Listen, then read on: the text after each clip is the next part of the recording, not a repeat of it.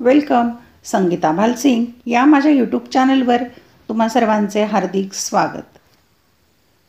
वाणिज्य संघटन व व्यवस्थापन इयत्ता 11वी हा विषय आपण अभ्यासाला घेतलेला आहे. हा विषय वाणिज्य म्हणजेच कॉमर्स या शाखेचा आहे. यामधील प्रकरण क्रमांक 2 व्यापार या प्रकरणावरील आपण स्वाध्याय सोडवणार आहोत. पाठ्यपुस्तकामध्ये प्रकरण संपल्यानंतर जो स्वाध्याय दिलेला आहे म्हणजे जे प्रश्न दिलेले आहेत त्याची उत्तर कशी लिहायची ते आपण आता पाहूया. या प्रकरणावर एकूण 7 प्रश्न दिलेले आहेत. 1 ते 7 प्रश्नांची उत्तरं एका व्हिडिओमध्ये घेणं शक्य नाही, खूप मोठा व्हिडिओ होईल, म्हणून त्याचे 2 भाग केलेले आहेत मी. भाग 1 मध्ये प्रश्न 1 ते 4 आज आपण सोडवूया आणि पुढील भाग 2मध्ये 5 ते 7 प्रश्न सोडवणार आहोत. तर 1 ते 4 प्रश्नांची उत्तरं आपण पाहूया. स्वाध्यायामध्ये पाठ्यपुस्तकात प्रश्न पहिला रिकाम्या जागी योग्य पर्याय निवडून विधाने पुन्हा लिहा. इथे सूचना दिलेली आहे, विधाने पुन्हा लिहा. याचा अर्थ उत्तर निवडायचं आहे अचूक पर्याय आणि पूर्ण विधान लिहून त्यात उत्तर लिहायचं. उत्तराखाली शिस पेन्सिलने 2 रेषा मारायच्या, एक ओळ सोडून पुढचं विधान लिहायचं. अशा प्रकारे नीटनेटकं लेखन करायचं आहे. क्रमांक 1, टिंबटिंब हा उत्पादक आणि किरकोळ व्यापारी यांच्यातील दुवा आहे. पर्याय उपभोक्ता, ब घाऊक व्यापारी आणि क उत्पादक. आणि उत्तराचा अचूक पर्याय आहे ब घाऊक व्यापारी हा उत्पादक आणि किरकोळ व्यापारी यांच्यातील दुवा आहे.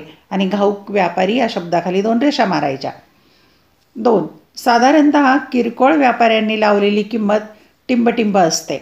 पर्याय जास्त, ब कमी, क स्थिर.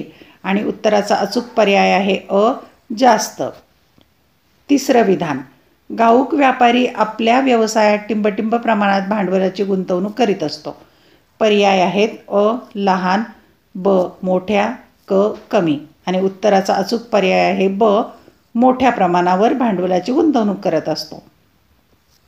4, किरकोळ व्यापारी हा वाटप साखळीतील टिंबटिंब दुवा आहे. पर्याय पहिला, ब शेवटचा, क दुसरा. आणि उत्तराचा अचूक पर्याय आहे ब शेवटचा. 5, किरकोळ व्यापारी बाजारपेठेतील माहिती घाऊक व्यापाऱ्याद्वारे टिंबटिंबला पुरवितात. पर्याय उत्पादक, ब सरकार, क उपभोक्ता. आणि उत्तराचा पर्याय आहे उत्पादक. विधान 6, टिंबटिंब होणाऱ्या वस्तूत रसायने, क्रूड ऑइल, पेट्रोलियम उत्पादने, खाद्यतेल, इलेक्ट्रॉनिक्स वस्तू, सोने आणि चांदी, मोती आणि मौल्यवान खडे इत्यादी. पर्याय भारतातून निर्यात, ब भारतातून निर्यात नाही, क भारतातून आयात. आणि उत्तराचा पर्याय आहे भारतातून आयात. 7, जकात मुक्तीसाठी निर्यातदार टिंबटिंब तयार करतो. पर्याय मालवाहतूक आदेश, ब पतपत्र, क जहाज हुंडी. आणि उत्तराचा पर्याय आहे क जहाज हुंडी. 8, टिंबटिंब व्यापारी मालाची विक्री करण्यासाठी एखाद्या टोपलीत माल घेऊन जात असतात. पर्याय फेरीवाला, ब टोपलीवाले, क स्वस्त वस्तूंची विक्री करणारे व्यापारी. आणि उत्तराचा अचूक पर्याय आहे ब टोपलीवाले. 9, टिंबटिंब हे व्यापारी आपले दुकान बाजाराच्या दिवशीच लावतात. पर्याय रस्त्यावरील व्यापारी, ब बाजारातील व्यापारी आणि क टोपलीवाले. उत्तराचा पर्याय आहे ब बाजारातील व्यापारी. 10, टिंबटिंब हे किरकोळ व्यापारी विशिष्ट प्रकारच्या मालाची विक्री करतात. पर्याय सर्वसाधारण मालाची विक्री करणारी दुकाने, ब विशिष्ट प्रकारचा माल विकणारे किरकोळ दुकाने. आणि क जुन्या वस्तूंची किरकोळ विक्री करणारे दुकाने. उत्तराचा अचूक पर्याय आहे ब विशिष्ट प्रकारचा माल विकणारे किरकोळ दुकाने. 11, टिंबटिंब हे स्वयंसेवा पद्धतीचे दुकान म्हणून ओळखले जाते. पर्याय एकछती दुकान, ब सुपर बाजार आणि क मल्टिपल स्टोअर्स. उत्तराचा पर्याय आहे सुपर बाजार. प्रश्न ब आहे त्यातलं 1 योग्य जोड्या जुळवा, अ गट आणि ब गट. अ गटामध्ये एकछती दुकान, ब बाजारातील व्यापारी, क सर्वसाधारण मालाची विक्री करणारे दुकान, ड एकच किंमत असलेले दुकान, ई टोपलीवाले व्यापारी. आता अ गटामध्ये 5 बाबी दिल्या आहेत आणि ब गटामध्ये 10 आहेत. 1 डोक्यावरून मालाची ने आण करतात. 2 एक समान किंमत. 3 बाजाराच्या दिवशी मालाची विक्री. 4 सर्वसाधारण दुकाने.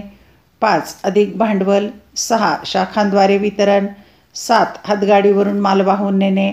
8 जुन्या वस्तूंची विक्री. 9 विशिष्ट वस्तू. 10 अधिकृत विक्रेते. आता अ गटात 5 बाबी आणि ब गटात 10, याचा अर्थ 5 बाबी जोड्या लागणार नाही आहेत. आता आपण पहिली जोडी पाहूया. एकछती दुकान, त्याची जोडी आहे 5वी, म्हणजे एकछती दुकानची जोडी आहे 5वी अधिक भांडवल. क्रमांक 2 बाजारातील व्यापारी. आता ब ची जोडी आहे 3री, म्हणजे बाजाराच्या दिवशी मालाची विक्री. बाजारातील व्यापारी, त्याची जोडी लागणार आहे बाजाराच्या दिवशी मालाची विक्री. क्रमांक क आहे, क ची 4थी जोडी आहे. क आहे सर्वसाधारण मालाची विक्री करणारे दुकान, त्याला सर्वसाधारण दुकाने किंवा जनरल स्टोअर असं म्हणतात. नंतर पुढची जोडी आहे ड. ड ची जोडी आहे 2री. एकच किंमत असलेले दुकान, एक समान किंमत. पुढची जोडी आहे ई. त्याची जोडी लागते 1ली, म्हणजेच टोपलीवाले व्यापारी डोक्यावरून मालाची ने आण करतात. आता मी जसं अ5 ब3 असं लिहिलेलं आहे तसं तुम्ही न लिहिता त्याच्यासमोर अ गटातल्या समोर ब गटातल्या कोणत्या बाबी आहेत ते लिहायच्या. जोड्या लावायच्या आहेत अ गट आणि ब गट. पाहूया. अ गटामध्ये अ आयात व्यापार, ब नोंदणी, क पुनर्निर्यात व्यापार, ड पतपत्र. आणि ब गटामध्ये 8 बाबी आहेत. 1 आयातीतील पहिली पायरी. 2 आपल्या देशातील वस्तू नाही. 3 दुसऱ्या देशातून वस्तूंची खरेदी करणे. 4 बंधने नाहीत. 5 दुसऱ्या देशांना वस्तूंची विक्री करणे. 6 उधारीस पात्र आयातदार. 7 थकबाकीची वसुली. आणि 8 आयातीतील शेवटची पायरी. आपण जोड्या लावूया. अ ची जोडी आहे 3री, म्हणजेच आयात व्यापार, त्याची जोडी आहे दुसऱ्या देशातून वस्तूंची खरेदी करणे. नंतर ब ची जोडी आहे 1ली, म्हणजे नोंदणी, आयातीतील पहिली पायरी. नंतर क ची जोडी आहे 2री, पुनर्निर्यात व्यापार, आपल्या देशातील वस्तू नाही. आणि शेवटची ड ची जोडी आहे पतपत्र, 7वं आहे थकबाकीची वसुली. प्रश्न क्रमांक क आहे. योग्य शब्द, शब्दसमूह किंवा संज्ञा लिहा. इथे उत्तरे आपण घेतलेली आहेत. 1 एका ठिकाणाहून दुसऱ्या ठिकाणी दररोज जाऊन मालाची विक्री करणारी व्यक्ती, त्याला फिरते व्यापारी ही संज्ञा आहे. 2 घाऊक व्यापारी आणि उपभोक्ता यांच्यातील मध्यस्थ, त्याला किरकोळ व्यापारी म्हणतात. 3 विविध शाखांद्वारे विक्री करणारे किरकोळ दुकान, 3रं साखळी पद्धतीचे दुकान म्हणतात. 4 ज्या दुकानात एकच निश्चित किमतीत मालाची विक्री केली जाते ते दुकान, त्याला म्हणायचं एकच किंमत असणारी दुकाने. 5 रस्त्यावर मालाची मांडणी करून मालाची विक्री करणारा किरकोळ व्यापारी, त्याला म्हणायचं रस्त्यावरील व्यापारी. 6 आयातदाराने माल पाठविण्यासंबंधी दिलेला आदेश, त्याचा शब्दसमूह आहे माल पाठवण्याचा आदेश, त्याला ताबा आदेश असं म्हणतात. प्रश्न क्रमांक ड. चूक की बरोबर ते लिहा. आपण इथे बरोबर विधानं कोणती आणि चूक कोणती ते घेतलेलं आहे. 1 घाऊक व्यापारी मोठ्या प्रमाणात मालाचा साठा करतो. पहिलं विधान बरोबर आहे. 2 घाऊक व्यापारी कमी प्रमाणात वस्तूंची विक्री करतो. दुसरं विधान चूक आहे. 3 किरकोळ व्यापाऱ्याचा उपभोक्त्याशी प्रत्यक्ष संबंध नसतो. तिसरं विधानही चूक आहे. 4 सुपर बाजार दुकानांकडून ग्राहकाला घरपोच माल पोहोचवण्याची सुविधा दिली जाते. चौथं विधान चूक. 5 एकछती दुकाने शहराबाहेर स्थापन केलेली असतात. 5वं विधान देखील चूक आहे. 6 एकच किंमत असलेल्या दुकानात किमतीबाबत तडजोड केली जात नाही. विधान बरोबर आहे. 7 निर्यात परवान्यासाठी पतपत्र आवश्यक असते. 7वं विधान बरोबर आहे. 8 दुसऱ्या देशातून वस्तूची खरेदी करणे याला निर्यात व्यापार म्हणतात. विधान चूक आहे. आणि 9 निर्यात व्यापारात टिकून राहण्यासाठी उच्च गुणवत्ता राखणे महत्त्वाचे असते. विधान बरोबर आहे. म्हणजे बरोबर विधान आहे 1, 6, 7, 9 आणि चूक विधान 2, 3, 4, 5 आणि 8. प्रश्न क्रमांक ई, गटात न बसणारा शब्द शोधा. एक शब्दांचा गट दिलाय, त्यामध्ये विसंगत किंवा वेगळा शब्द, गटात नाही बसत असा शब्द शोधायचा. एक, सामान्य दुकाने, फेरीवाले, स्वस्त वस्तू दुकान, रस्त्यावरील दुकानदार. या गटात न बसणारा शब्द आहे सामान्य दुकान. 2, एकछती दुकाने, साखळी पद्धतीची दुकाने, बाजारातील दुकाने, एकच किंमत असलेली दुकाने. आणि अचूक उत्तर किंवा गटात न बसणारा शब्द बाजारातील दुकाने. 3, विशिष्ट प्रकारचा माल विकणारी दुकाने, जुन्या वस्तूंचा व्यापारी, मॉल, अधिकृत विक्रेते. गटात न बसणारा शब्द मॉल. प्रश्न क्रमांक फ, खालील विधाने पूर्ण करा. 1, टिंबटिंब हे व्यापाराचे मूळ स्वरूप होते. तिथे शब्द लिहायचा, वस्तू विनिमय हे व्यापाराचे मूळ स्वरूप होते. 2, व्यापार उत्पादक आणि टिंबटिंब यात साखळी निर्माण करते. त्याचं उत्तर आहे ग्राहक यात साखळी निर्माण करते. 3, घाऊक व्यापारी हा उत्पादक आणि टिंबटिंब यांना सेवा उपलब्ध करून देतो. त्याचं उत्तर आहे किरकोळ व्यापारी सेवा उपलब्ध करून देतो. 4, घाऊक व्यापारी टिंबटिंबकडून मोठ्या प्रमाणात मालाची खरेदी करतो.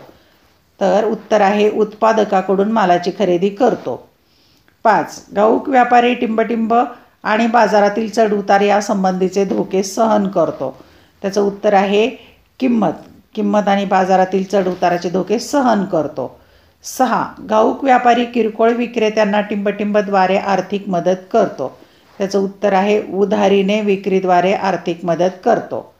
7, किरकोळ व्यापारी हा घाऊक व्यापारी आणि टिंबटिंब यांना जोडणारा दुवा आहे. त्याचं उत्तर आहे ग्राहक यांना जोडणारा दुवा आहे. नंतर 8, टिंबटिंब ही मोठ्या प्रमाणात किरकोळ विक्री करणारी संस्था आहे, जी विविध प्रकारचे अन्नधान्य व जीवनावश्यक किराणा वस्तूंची स्वयंसेवा तत्वावर विक्री करते. त्याचं उत्तर आहे सुपर बाजार. नंतर 9, टिंबटिंब दुकाने ही एखाद्या संघटनेच्या मालकीची असतात. त्याचं उत्तर आहे साखळी पद्धत. नंतर 10, दुकानातील सर्व उत्पादने व वस्तूंच्या किमती एकसारख्या असणारी दुकाने टिंबटिंब म्हणून ओळखली जातात. त्याचं उत्तर आहे एकच किंमत असलेली दुकाने. 11, आधुनिक मॉल ही टिंबटिंबची संकल्पना आहे, अमेरिकेची संकल्पना आहे किंवा अमेरिकन संकल्पना आहे. आणि 12, टिंबटिंब व्यापारात पतपत्राद्वारे पैसे देणे सुरक्षित असते. त्याचं उत्तर आहे विदेशी व्यापारात पतपत्राद्वारे पैसे देणे सुरक्षित असते. प्रश्न क्रमांक ग, कंसातील अचूक पर्याय निवडा. 2 पर्याय दिल्यात, 2 पैकी 1 बरोबर आहे तो निवडायचा आहे. 1, घाऊक व्यापारी लहान किंवा मोठ्या प्रमाणात व्यवहार करतो. इथे उत्तर आपण घेतली आहेत. त्याचं उत्तर आहे मोठ्या प्रमाणात व्यवहार करतो. 2, एकछती दुकाने ही शहराच्या आत किंवा बाहेर स्थापन केली जातात. त्याचं उत्तर आहे शहराच्या आत स्थापन केली जातात. 3, ग्राहक सर्वसाधारण मालाची विक्री करणाऱ्या दुकानात किंवा एकच किंमत दुकानात घासाघीस करू शकत नाही. त्याचं उत्तर आहे एकच किंमत असलेल्या दुकानात घासाघीस करू शकत नाही. 4, किरकोळ व्यापारी जागतिक किंवा स्थानिक बाजारपेठेत कार्य करतात. उत्तर आहे स्थानिक बाजारपेठेत कार्य करतात. 5, एकछती दुकाने मोठ्या किंवा लहान प्रमाणात विक्री करणारी दुकाने आहेत. त्याचं उत्तर आहे मोठ्या प्रमाणात विक्री करणारे दुकाने आहेत.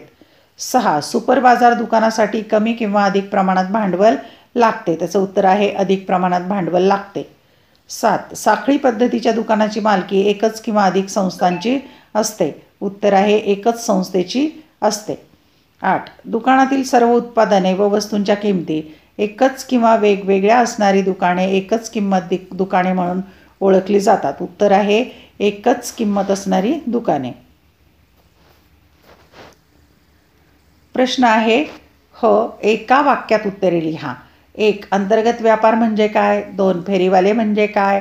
3, टोपलीवाले म्हणजे काय? 4, स्थायिक दुकाने म्हणजे काय? 5, लहान प्रमाणावरील स्थायिक किरकोळ व्यापारी म्हणजे काय? 6, मोठ्या प्रमाणावरील स्थायिक किरकोळ व्यापारी म्हणजे काय? 7, एकछती दुकान म्हणजे काय? 8, साखळी पद्धतीची दुकाने म्हणजे काय? 9, सुपर बाजार दुकाने म्हणजे काय?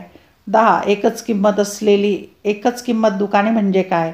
आणि 11, मॉल म्हणजे काय? आपण एका वाक्यात उत्तरे पाहूया. क्रमांक 1, अंतर्गत व्यापार म्हणजे काय? उत्तर, देशातील भौगोलिक सीमा अंतर्गत होणाऱ्या मालाच्या खरेदी विक्री व्यवहाराला अंतर्गत व्यापार म्हणतात. 2. फेरीवाले म्हणजे काय? उत्तर: जे आपल्या मालाची जनावरांच्या पाठीवर किंवा चाके असलेल्या गाडीवर लादून एका ठिकाणाहून दुसऱ्या ठिकाणी फिरून विक्री करतात त्यांना फेरीवाले म्हणतात. एका वाक्यात. 3. टोपलीवाले म्हणजे काय? उत्तर: किरकोळ व्यापाऱ्यांमध्ये जे फेरीवाले स्वतःच्या पाठीवर, हातात किंवा डोक्यावर पाटी किंवा टोपली घेऊन माल भरून दारोदारी विक्री करतात त्यांना टोपलीवाले किंवा वाहक फेरीवाले म्हणतात. 4. स्थायिक दुकाने म्हणजे काय? उत्तर: ज्या व्यापाऱ्याचे वस्तू विक्रीचे दुकान एका निश्चित जागी असते व जे व्यापारी लहान प्रमाणात किंवा मोठ्या प्रमाणात वस्तूच्या विक्रीचे व्यवहार करतात त्यांना स्थिर किंवा स्थायिक दुकाने म्हणतात. एका वाक्यात. क्रमांक 5. लहान प्रमाणावरील स्थायिक किरकोळ व्यापारी म्हणजे काय? उत्तर: जे किरकोळ व्यापारी एका जागी स्थिर राहून लहान प्रमाणात व्यापार करतात अशा किरकोळ व्यापाऱ्यांना लहान प्रमाणावरील स्थायिक किरकोळ व्यापारी म्हणतात. 6. मोठ्या प्रमाणावरील स्थायिक किरकोळ व्यापारी म्हणजे काय? उत्तर: जे किरकोळ व्यापारी एका जागी स्थिर राहून मोठ्या प्रमाणात व्यापार करतात अशा किरकोळ व्यापाऱ्यांना मोठ्या प्रमाणावरील स्थायिक किरकोळ व्यापारी म्हणतात. एका वाक्यात उत्तर लिहायचं आहे. क्रमांक 7. एकछती दुकान म्हणजे काय? उत्तर: प्रत्येक विभागात एका विशिष्ट वस्तूच्या विविध प्रकारांची किरकोळ विक्री. या तत्वानुसार एकाच मालकीचे वस्तूनिहाय निरनिराळे विभाग जर एकाच इमारतीमध्ये व एकाच व्यवस्थापनाखाली असतील तर अशा मोठ्या प्रमाणावर किरकोळ विक्री करणाऱ्या दुकानांना एकछती दुकाने म्हणतात. 8. साखळी पद्धतीची दुकाने म्हणजे काय? उत्तर: शहराच्या, राज्याच्या किंवा देशाच्या विविध भागात एकाच व्यवस्थापनाखाली व नियंत्रणाखाली चालवलेल्या किरकोळ विक्री दुकानांना साखळी दुकाने किंवा बहुशाखा दुकाने म्हणतात. एका वाक्यात उत्तर लिहायचं आहे. 9. सुपर बाजार दुकान म्हणजे काय? उत्तर: सुपर बाजार किंवा सुपर मार्केट हे अनेक विभाग असलेले किरकोळ विक्रीचे मोठे दुकान असते जेथे अनेक प्रकारच्या वस्तू स्वयंसेवा पद्धतीने उपलब्ध असतात. 10. एकच किंमत दुकाने म्हणजे काय? उत्तर: ज्या दुकानात विविध प्रकारच्या वस्तू विशिष्ट व समान किमतीला विकल्या जातात त्या दुकानांना एकच किंमत असलेली दुकाने म्हणतात. एका वाक्यात उत्तर लिहायचे. 11. मॉल म्हणजे काय? उत्तर: बंदिस्त स्वरूपातील आकर्षक व भव्य इमारत ज्यामध्ये विविध वस्तू विविध प्रकारांमध्ये विविध दुकानांमधून मिळतात. तसेच रेस्टॉरंट, सिनेमागृह यांचाही समावेश असतो अशा ठिकाणाला मॉल म्हणतात. प्रश्न ई आहे. खालील वाक्यातील अधोरेखित शब्द दुरुस्त करून वाक्य पुन्हा लिहा. इथे एक वाक्य दिलेलं असेल त्यामध्ये शब्द अधोरेखित केला आहे. अंडरलाईन केलेला जो शब्द आहे तो चुकीचा आहे. तिथे दुरुस्त करून अचूक शब्द लिहायचा. पण वाक्य पूर्ण लिहायचं आहे. 1. 2 किंवा त्यापेक्षा अधिक राष्ट्रात चालवलेल्या व्यापारास अंतर्गत व्यापार असे म्हणतात. तर अंतर्गत व्यापार चूक आहे. तिथे आंतरराष्ट्रीय व्यापार असे म्हणतात. 2. दुसऱ्या राष्ट्राकडून वस्तू व सेवा खरेदी करणे म्हणजे निर्यात व्यापार होय. निर्यात व्यापार शब्द चुकीचा आहे. तिथे आयात व्यापार होय. 3. एकछती दुकानात तुलनेने कमी किंमत आकारली जाते. कमी शब्द चुकीचा आहे. तिथे उत्तर लिहायचं जास्त किंमत आकारली जाते. 4. घाऊक व्यापाऱ्यास कमी भांडवलाची गरज असते. घाऊक व्यापारी चूक आहे. दुरुस्त करून लिहायचं किरकोळ व्यापाऱ्यास कमी भांडवलाची गरज असते.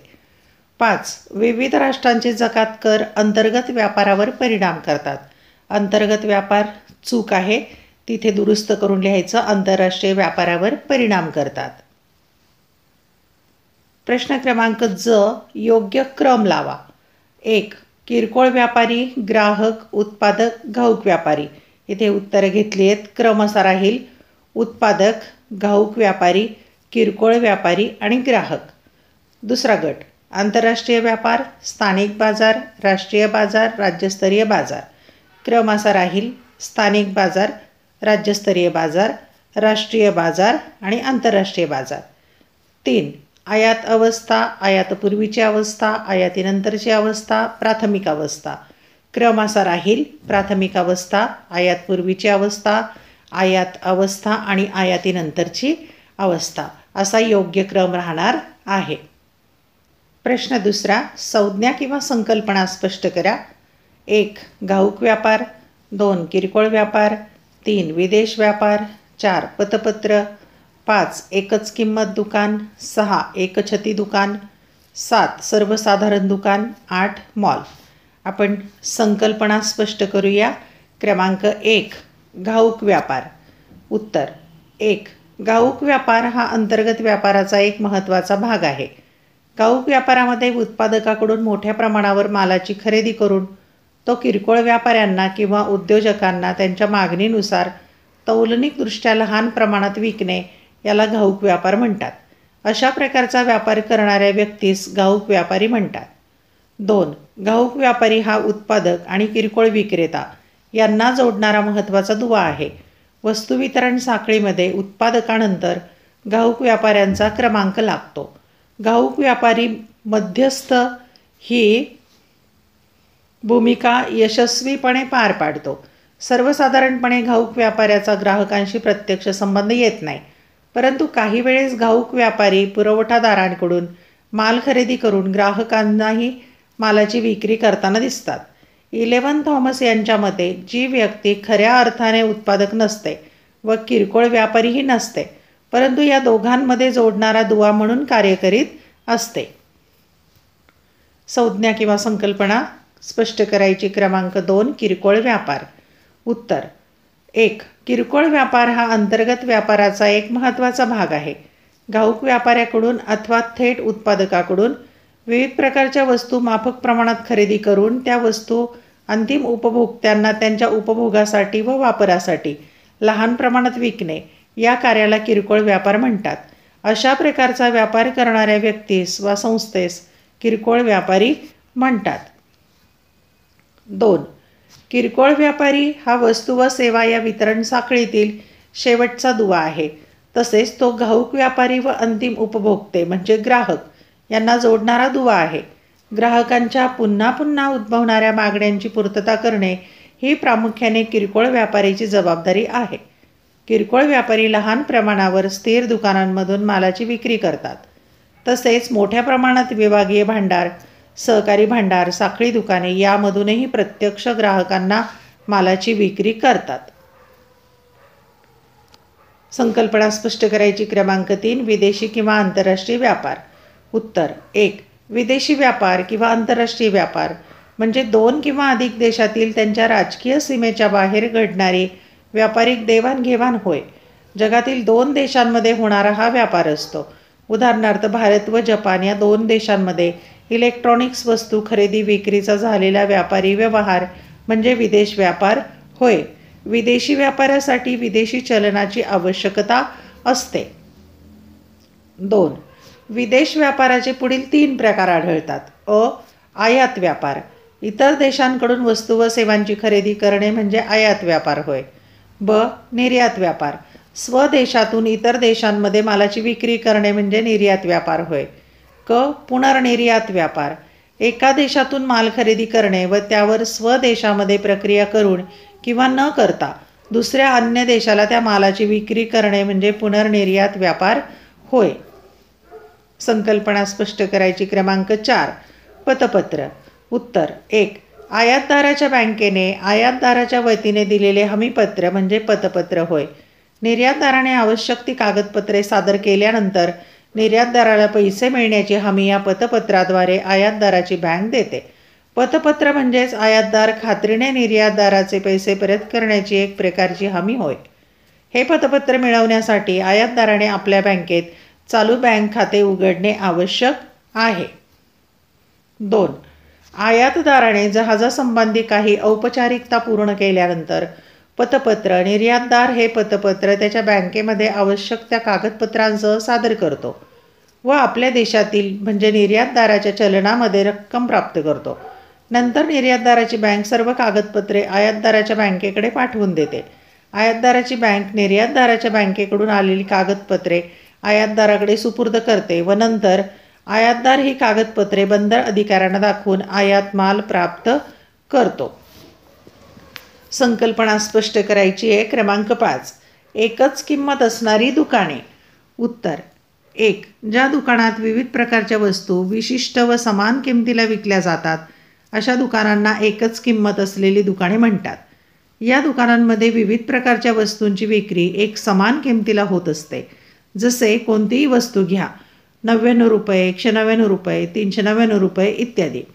सर्वसाधारणपणे स्वस्त किमतीच्या व नित्योपयोगी वस्तू या दुकानांमधून विकल्या जातात. गर्दीच्या किंवा वर्दळीच्या ठिकाणी ही दुकाने आढळतात. 2. समान किंमत आकर्षण व एकाच ठिकाणी वस्तू उपलब्ध होत असल्यामुळे ग्राहक या दुकानांकडे आकर्षित होतात. या दुकानांमध्ये घासाघीस करण्यास संधी नसते. मागणीत सातत्य असणाऱ्या व नित्योपयोगी व कमी किमतीच्या वस्तूंची ही दुकाने असतात. उदाहरणार्थ भेटवस्तू, खेळणी, स्वयंपाकाची भांडी, लहान मुलांचे कपडे इत्यादी.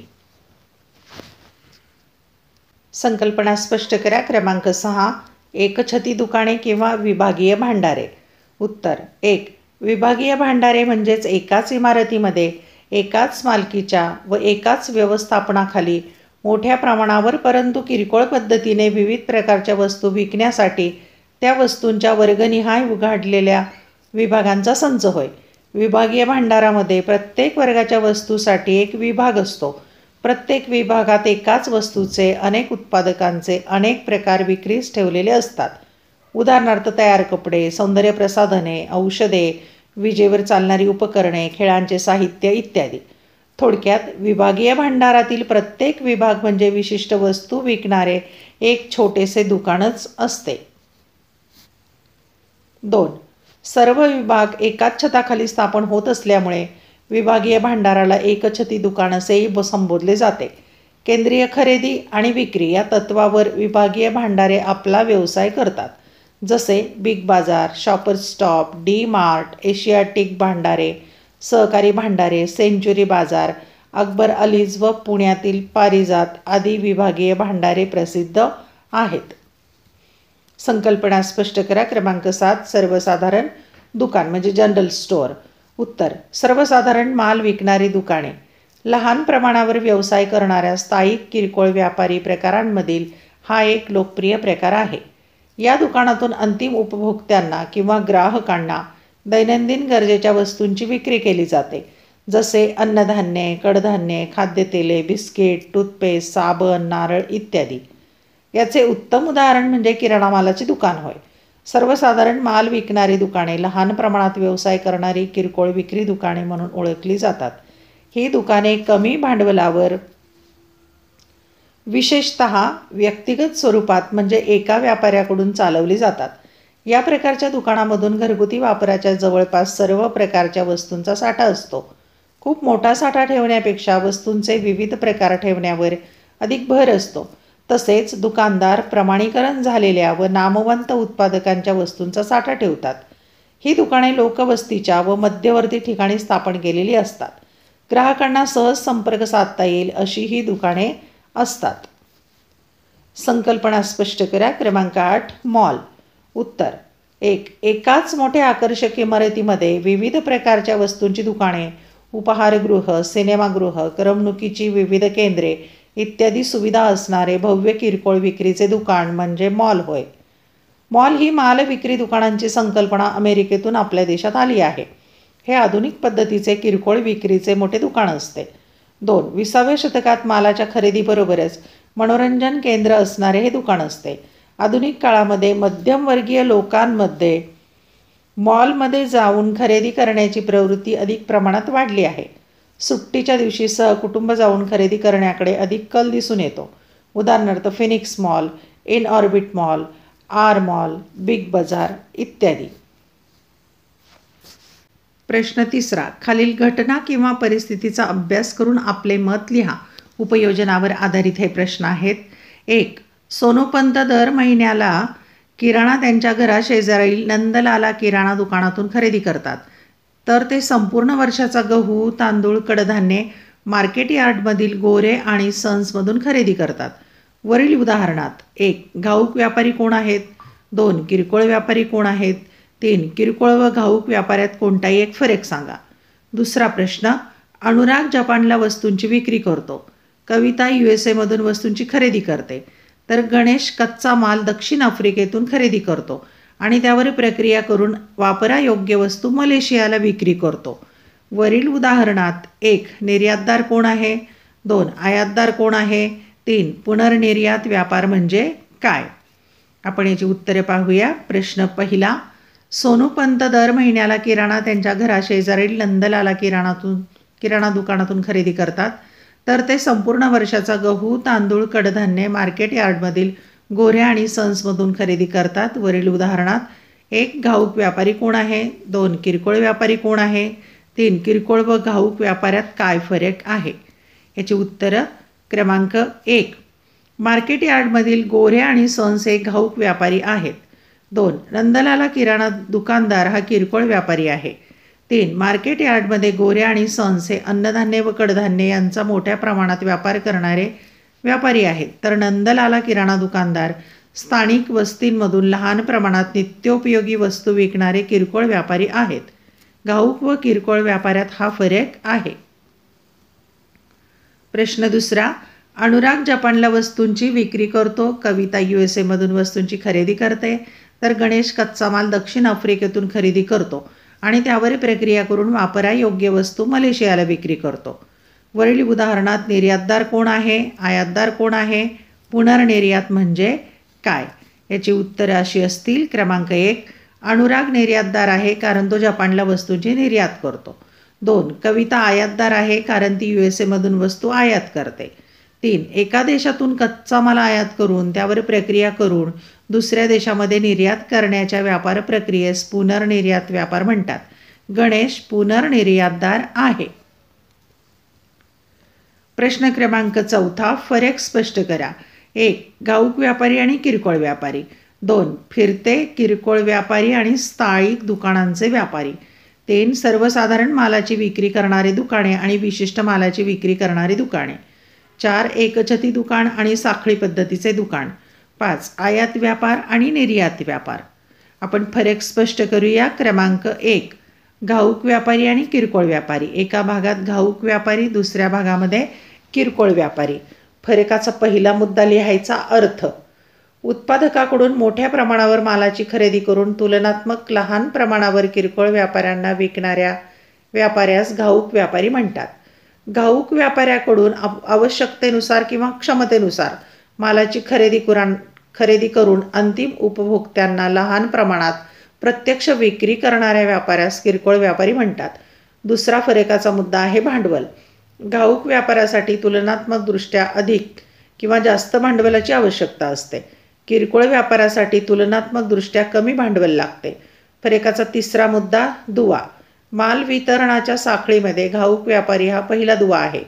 उत्पादक व किरकोळ व्यापाऱ्यांना जोडणारा महत्त्वाचा दुवा म्हणजे घाऊक व्यापारी होय. माल वितरणाच्या साखळीमधील किरकोळ व्यापारी हा शेवटचा दुवा होय.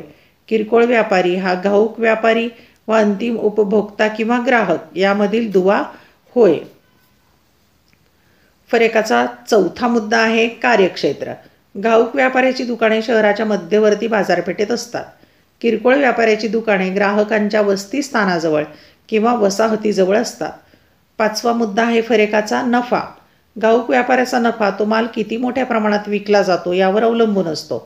किरकोळ व्यापाऱ्याचा नफा तो किती छोट्या छोट्या प्रमाणात विक्री व्यवहार करतो यावर अवलंबून असतो.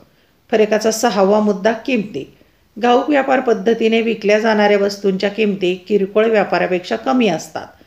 घाऊक व्यापाराने आकारलेल्या किमतीपेक्षा किरकोळ व्यापाराने ग्राहकांना आकारलेल्या वस्तूंच्या किमती तुलनेने जास्त असतात.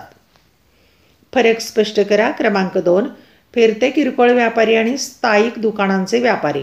एका भागात फिरते किरकोळ व्यापारी, दुसऱ्या भागामध्ये स्थायिक दुकानांचे किंवा स्थिर किरकोळ व्यापारी. फरकाचा पहिला मुद्दा अर्थ. जे किरकोळ व्यापारी सतत एका ठिकाणाहून दुसऱ्या ठिकाणी, एका गावातून दुसऱ्या गावात किंवा गावाच्या एका भागातून गावाच्या दुसऱ्या भागात आपल्या मालाची विक्री करतात त्यांना फिरते किरकोळ व्यापारी म्हणतात.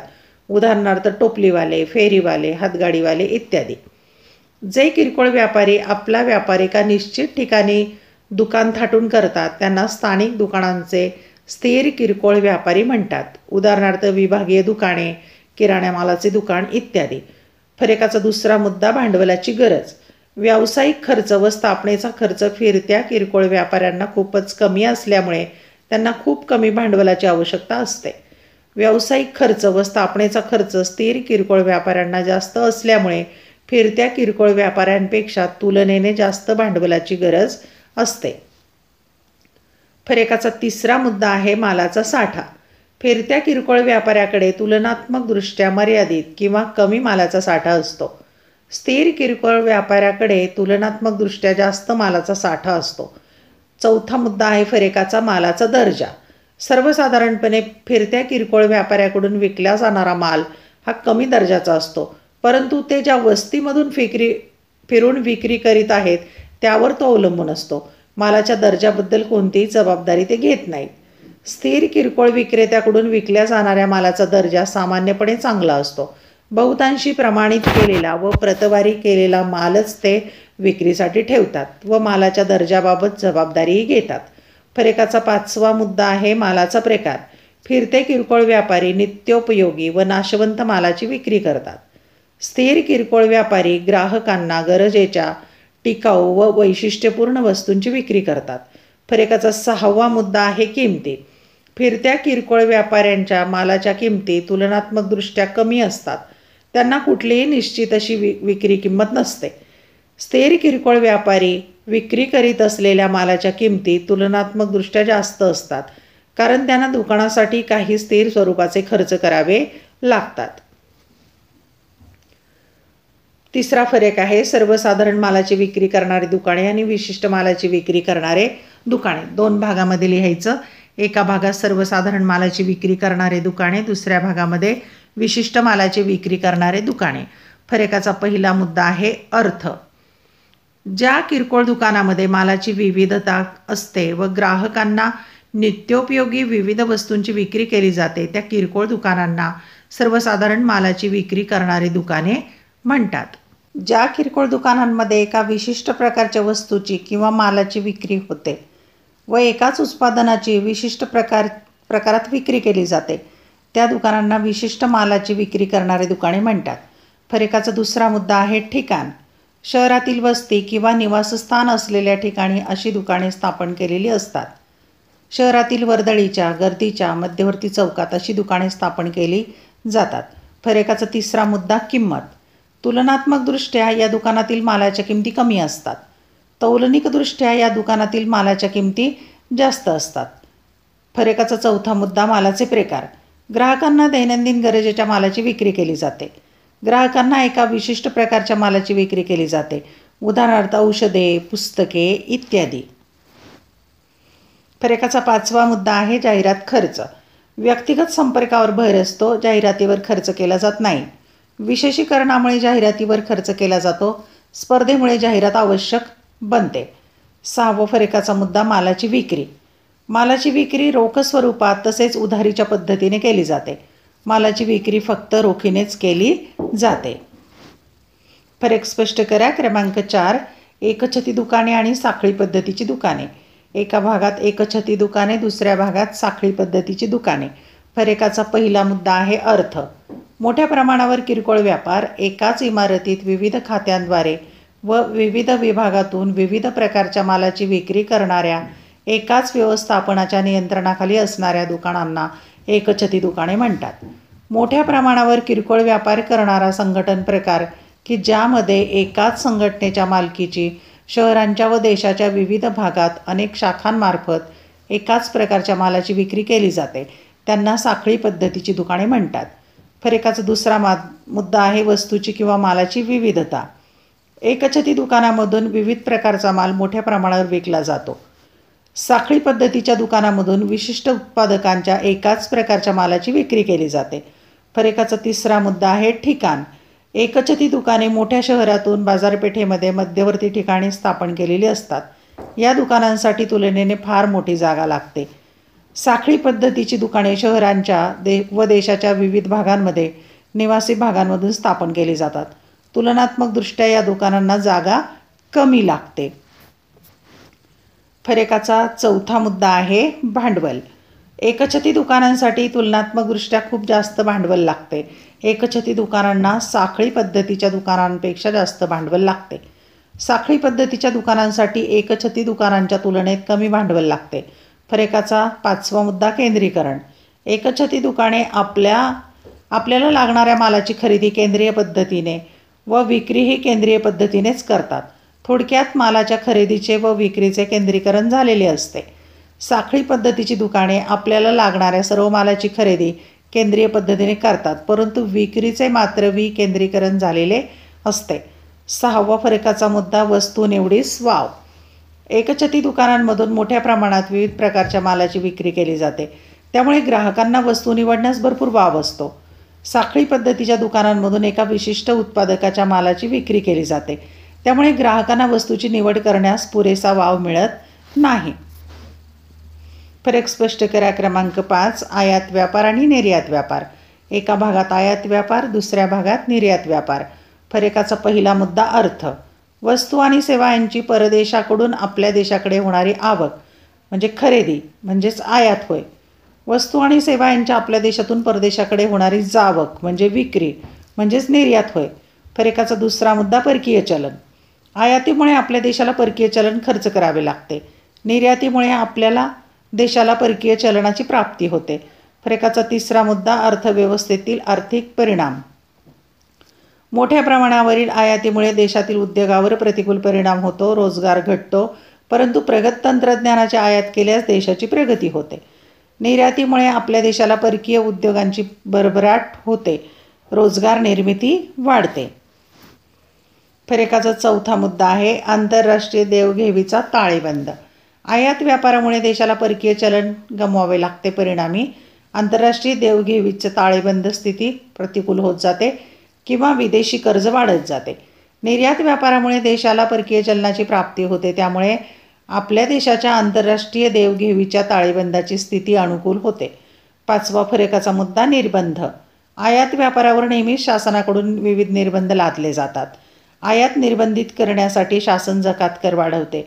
आयात परवाना सक्तीचा करणे व इतर काही निर्बंध आयातदारावर लादणे. आयात व्यापाराच्या तुलनेत निर्यात व्यापारावर आपल्या देशात कमी निर्बंध असतात. उलटपक्षी निर्यात वाढवण्यासाठी शासनाकडून विविध प्रकारच्या सवलती दिल्या जातात. अशा प्रकारे आपण भाग क्रमांक 1मध्ये प्रश्न 1 ते 4 सोडवलेले आहेत. नंतर पुढचा व्हिडिओ मी तयार करणार आहे भाग 2 प्रश्न 5 ते 7, त्यामध्ये त्याची उत्तरं आपण पाहणार आहोत. त्यासाठी चॅनल सबस्क्राईब करा आणि या चॅनलची प्लेलिस्ट एकदा पाहून घ्या, म्हणजे कोणकोणत्या विषयांचे व्हिडिओ, लेक्चर, प्रश्नपत्रिका, उत्तरपत्रिका आहेत ते तुम्हाला समजेल. टेलिग्राम चॅनलही जॉईन करा आणि आवडलेले व्हिडिओ लाईक, कमेंट, शेअर जरूर करा. अभ्यासासाठी खूप खूप शुभेच्छा.